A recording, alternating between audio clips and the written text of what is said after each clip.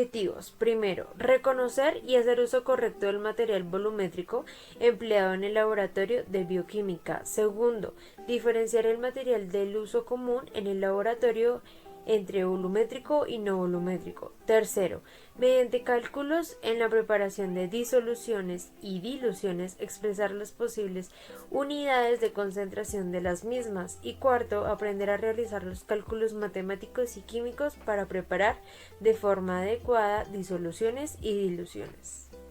El quinto objetivo es comprender y manejar los términos disolución, dilución, alicuota, disolución concentrada, disolución diluida, factor de dilución. El sexto objetivo es conocer y emplear las unidades de concentración: porcentaje, peso-peso, porcentaje peso-volumen, porcentaje volumen-volumen, molaridad y molalidad, fracción molar y partes por millón. El séptimo y último objetivo es expresar la concentración de la disolución. Recordemos que la disolución son mezclas homogéneas compuestas por dos o más sustancias puras, y la dilución, que es la reducción de concentración de una sustancia química en un disolvente o disolución, que es lo mismo, y en diferentes unidades. Introducción. La materia es la sustancia que forma todos los cuerpos físicos. En otras palabras, se trata de todo aquello que tiene masa, ocupa un lugar o un espacio, que posee atributos de gravedad o de inercia.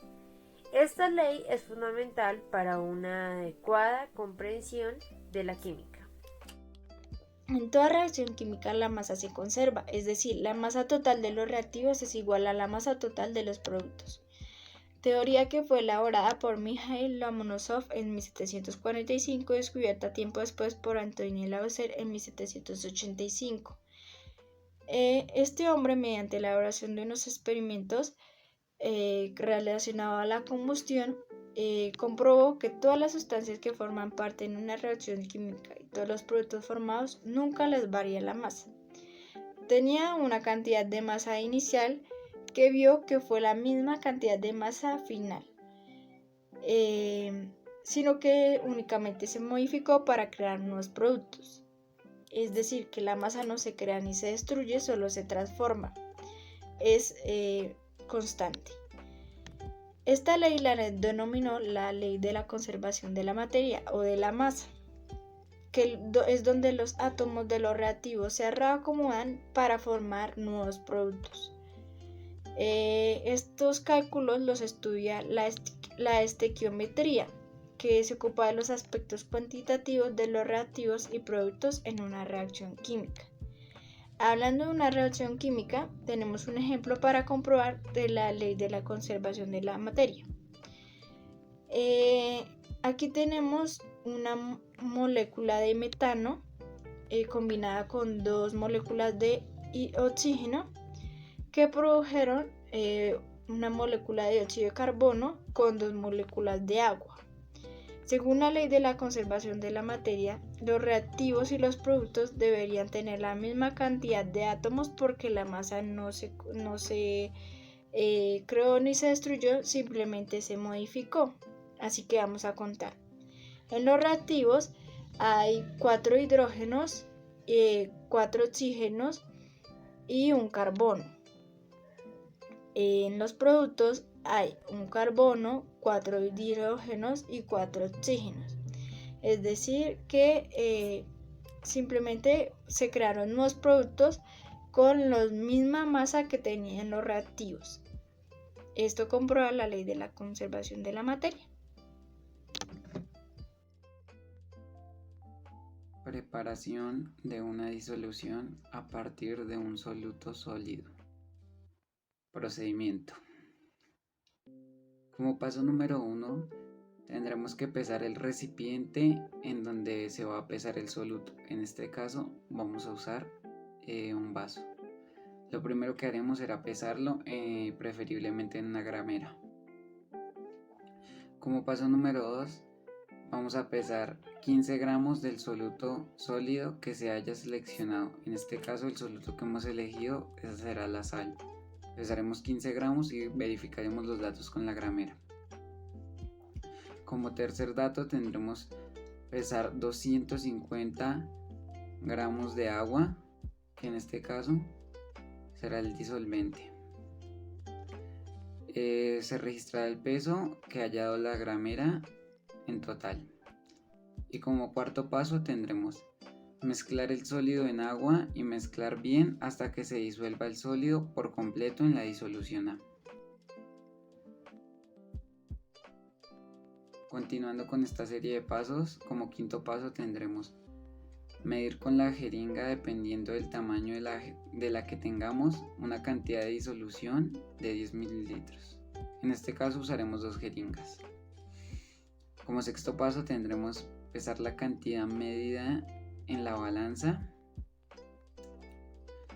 Como séptimo paso tendremos añadir el volumen necesario de agua para completar 50 mililitros. Pesar la cantidad de agua antes de mezclarla. Y como octavo y último paso tendremos mezclar bien con una cuchara para lograr crear la disolución B. El procedimiento de este experimento. En la primera imagen tenemos la jeringa vacía, que nos dio un equivalente a 4.07 gramos. Después lo que hicimos fue pesar el frasco vacío, que nos dio un total de 5.24 gramos. Ahora lo que tenemos que hacer es agregar 15 gramos de sal. Entonces lo que hicimos fue aproximamos, y a esta cantidad total se le resta el frasco vacío, que era de 5.24 gramos, lo cual nos dio una cantidad de sal de 15.33 gramos. Lo siguiente que hicimos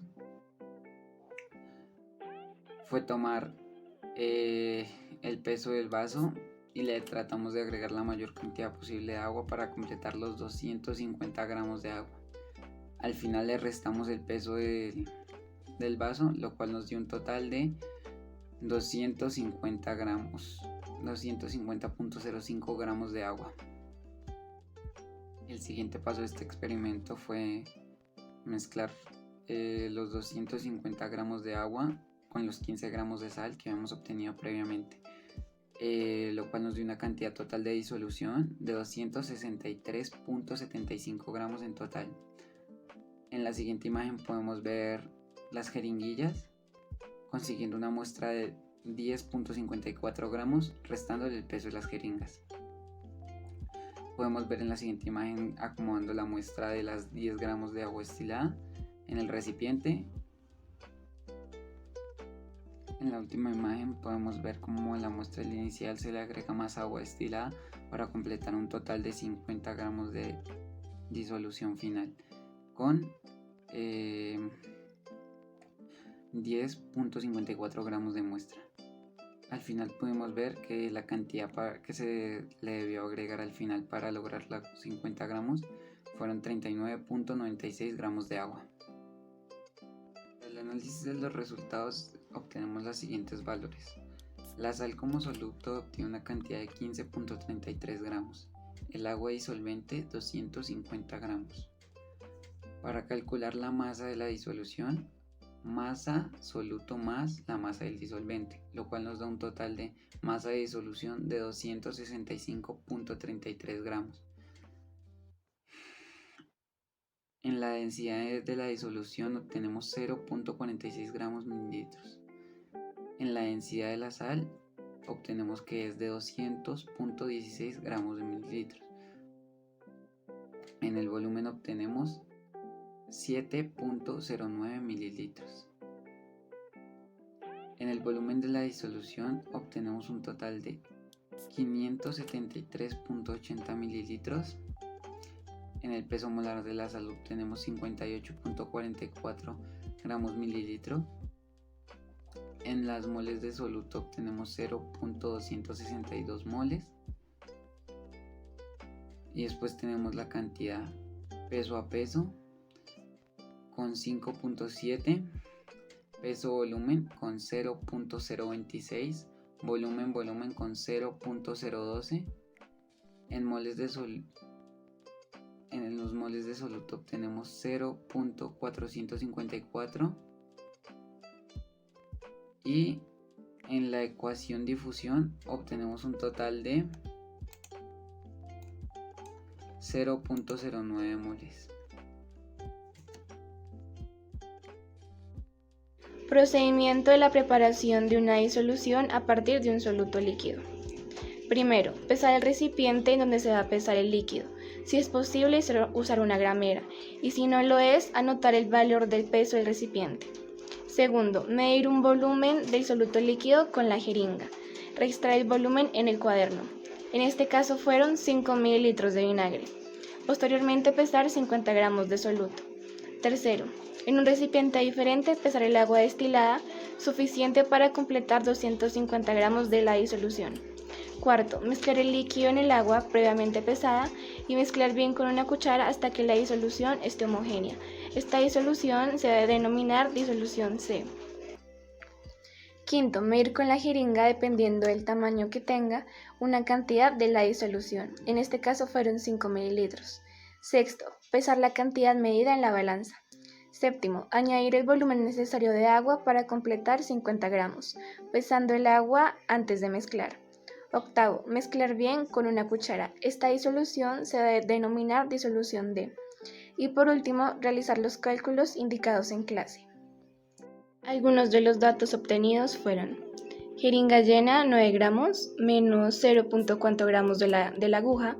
La jeringa llena pesó 8.6 gramos. El frasco es de material de vidrio, por lo que pesó 240 gramos. Luego se procedió a pesar los 50 gramos de vinagre. Lo que se hizo fue pesar el frasco con vinagre, que tuvo un total de 289 gramos. A esto se le restó el peso del frasco vacío, que fueron 240 gramos.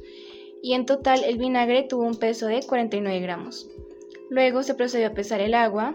Para esto se hizo el mismo procedimiento anterior que se hizo con el vinagre. Tuvo un total de 491 gramos, menos el peso del frasco vacío, para un total de 251 gramos de agua.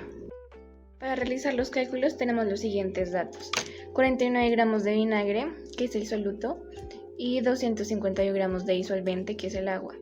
La masa de la disolución tendría un total de 300 gramos. La densidad de la disolución se halla restando los gramos de la jeringa llena menos la jeringa vacía, dividido el volumen tomado en la jeringa.